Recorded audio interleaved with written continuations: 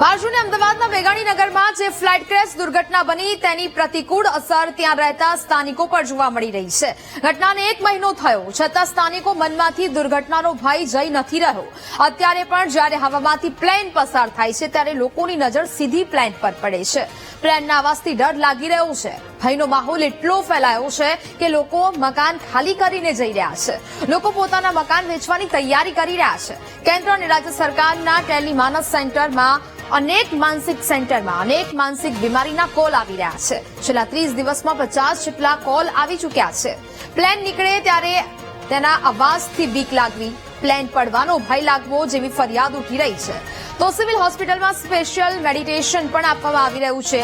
આ ગોઝારી દુર્ઘટનાના પડઘા હજુ પણ લોકોના મનમાં ડર પેદા કરી રહ્યા છે. જે લોકોએ બ્લાસ્ટ જોયો છે ને એ લોકો માટે તો બહુ જ ખરાબ અનુભવ રહ્યો છે આ. અને અમારા વિસ્તારમાં તો કેવું છે કે આનો બધા બહુ પ્રત્યક્ષદર્શીઓ છે, બહુ લોકોએ જોયું છે. એટલે એક માનસિકતા એવી આવી કે અમે તો વર્ષોથી અહીંયા રહીએ છીએ, પણ અમારા માટે પ્લેન છે ને એક સામાન્ય બાબત હતી. જ્યાં પ્લેન ઉડતું હોય ને તમારી જિંદગીમાં ક્યારે એની પર નજર ના જાય.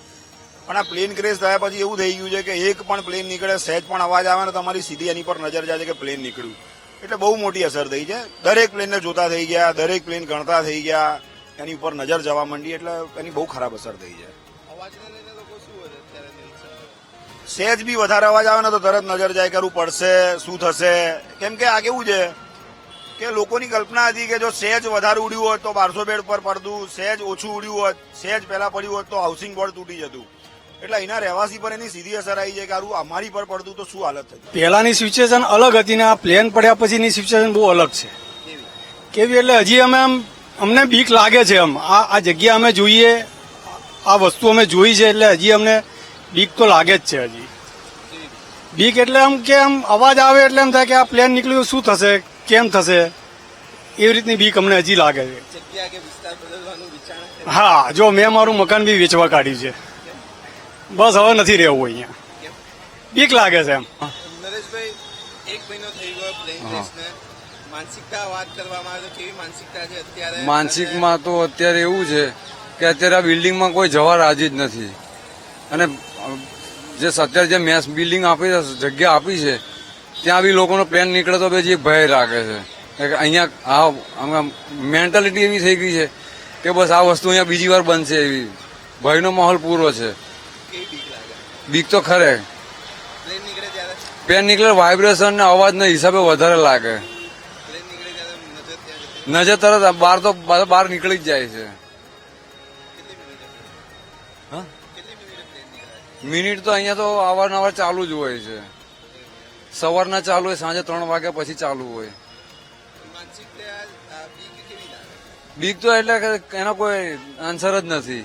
અમારો બલ્ક આવ્યો છે ને કોલ્સનો, એ આપણા જેવા નોર્મલ માણસો જેમને એકચ્યુઅલ પ્લેન ક્રશથી કોઈ લેવા દેવા નહોતું કે કદાચ એમાં કોઈને ખોયું પણ નથી, પણ દૂર દૂરનું કોઈકનું સાંભળ્યું હોય કે આપણા આ જાણીતામાં હતા કે આના ફ્રેન્ડના ફ્રેન્ડ હતા, એ ત્યાં પ્લેન ક્રશમાં મરી ગયા.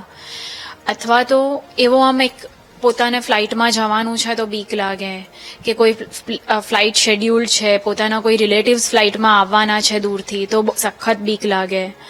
ઘણાને એવું થઈ ગયું છે કે ફ્લાઇટ ઉપરથી જાય તો પણ બીક લાગી જાય છે. હવે અમુક લોકો જે એરિયામાં રહેતા હોય એ લોકોને એમ થાય કે અમે ઘર ક્યાંક બીજે લઈ લઈએ.